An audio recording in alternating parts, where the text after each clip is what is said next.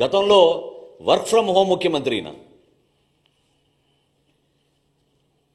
Work from home ముఖ్యమంత్రి కాస్త ఈ రోజున వర్క్ ఫ్రమ్ బెంగళూరు శాసనసభ్యుడిగా తయారయ్యాడు. శాసనసభకు వచ్చి మీరు మాట్లాడాలి కదా ప్రజల సమస్యలపైన. ఆ బాధ్యత లేదా మీకు? దేనికోసం చెప్పండి. మేము కష్టపడి ఈ రోజున ఆర్థిక ఇబ్బందుల్లో కూడా ప్రతి కార్యక్రమం నెట్టుకుంటూ ప్రజల్లోకి వెళ్తుంటే సివిల్ సప్లైస్ కార్పొరేషనే ఈరోజు 41 కోట్ల రూపాయలు అప్పులు చేసి మీరు వెళ్ళిపోయారు.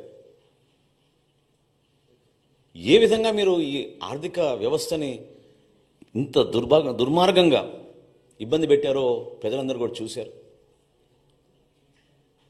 కూటమి ప్రభుత్వం నుంచి మేము మాటిస్తున్నాం, వచ్చే 2 నెలల్లోనే 100% మా సూపర్ 6లో మేము ఇచ్చిన వాగ్దానాలు నిలబెట్టుకుంటాం. మేము అందించాల్సిన సహాయం, భరోసా ఎక్కడ కూడా పొరపాటు చేయం. ముఖ్యమంత్రి గారు, గౌరవ ఉప ముఖ్యమంత్రి గారు పదే పదే చెప్తా వస్తున్నారు, అన్నదాత సుఖీభవ అనే కార్యక్రమం ఖచ్చితంగా మేము రైతులను ఆదుకుంటాం. అదేవిధంగా తల్లికి వందనం, బిడ్డల్ని చదివించుకునే కార్యక్రమం, ఎంతమంది బిడ్డలున్నా సరే ఒక కుటుంబంలో వాళ్ళందరికీ కూడా 15,000 చొప్పున ఇస్తామని చెప్పి చాలా స్పష్టంగా దానికి బడ్జెట్ కేటాయింపులు కూడా చేసి మేము సిద్ధంగా ఉన్నాం. ప్రజలందరూ కూడా రోడ్లు వేయండి మహాప్రభు అని బతిమలాడుకుంటే మీ ప్రభుత్వంలో గుంతలు కూడా పూడ్చలేదు. మీరు ఋషికొండ ప్యాలెస్కి మాత్రం 500 కోట్లు ఖర్చు పెట్టారు. శాశ్వతంగా ముఖ్యమంత్రి అయిపోతా అనుకున్నాడు. సముద్ర తీరాన ఒక అద్భుతమైన కట్టడిలో ఆయన అక్కడ నిలబడి ప్యాలెస్ లాగా దాన్ని తయారు చేసుకుని పర్మనెంట్గా ఇక్కడ ఉండిపోతామని ఒక పిచ్చి భ్రమలో చేసిన కార్యక్రమాన్ని ఎంత నష్టం కలిగించిందో రాష్ట్రానికి ఈరోజు మనం చూస్తున్నాం. పర్యాటక రంగానికే నష్టం కలిగించింది. నిధులన్నీ కూడా దారి మరలించారు. వందల సంఖ్యలో సలహాదారులను పెట్టుకున్నారు. దాదాపు 680 కోట్ల రూపాయలు సలహాదారుల పైన ఖర్చు పెట్టారు. సలహాదారుడు ముఖ్యమైన సలహాదారుడికి దాదాపు 160 కోట్లు ఖర్చు పెట్టారు ఆయనకి. మరి ఇంతమందిని ఉపయోగించుకుని కనీసం జల్ జీవన్ మిషన్లో కేంద్ర ప్రభుత్వం ఇచ్చిన 14,000 కోట్ల రూపాయలు కూడా మన రాష్ట్ర ప్రజలకి మీరు ఉపయోగించుకోలేకపోయారే. ఇంతకన్నా మోసం ఏమైనా ఉంటుందా?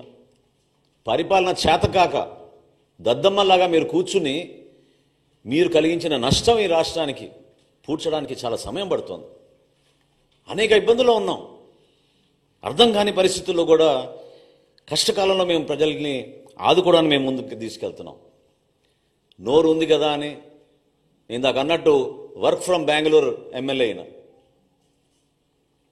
జనరల్గా శాసనసభ్యులు అసెంబ్లీ అయిపోయిన తర్వాత వాళ్ళ నియోజకవర్గాలకు వెళ్ళి పనిచేసుకుంటారు, ప్రజలకి అందుబాటులో ఉంటారు. ఈయన మాత్రం శాసనసభకి రాడు, బెంగళూరుకి మాత్రం తరచుగా వెళ్ళిపోతూ ఉంటారు. ఏ విధంగా మీరు ప్రజా సమస్యలపైన మీరు నిలబడతారు చెప్పండి? ప్రజలు మీకు ఒక శాసనసభ్యుడిగా మిమ్మల్ని ఎన్నుకున్నారు కదా, దాన్ని మీరు గౌరవించాలి కదా, నిలబడాలి కదా. ఇవన్నీ విస్మరించి కేవలం ఇట్లా ప్రెస్ మీట్లు పెట్టి మీ క్రిమినల్ మైండ్, అంటే నేను అనేది ఈ రోజున పవన్ కళ్యాణ్ గారిని ప్రత్యేకంగా టార్గెట్ చేయాల్సిన అవసరం దేనికోసం వచ్చిందంటే తన రాజకీయ ప్రస్థానంలో ఈ విధంగా ఆయన ముందుకెళ్తూ ఉంటాడు. ఒక క్రిమినల్ మైండ్. మేము కూడా అనొచ్చు కదా, నువ్వు కోడి కత్తికి ఎక్కువ గొడ్డలికి తక్కువ అని. ఏ విధంగా బాబాయ్ హత్య జరిగిందో అందరికీ తెలుసు కదా. ఇది పద్ధత? ప్రజాస్వామ్యంలో మీరందరూ కూడా ప్రత్యేకంగా ఒక పద్ధతి ప్రకారంగా మాట్లాడుకోవడం అలవాటు చేసుకోవాలి.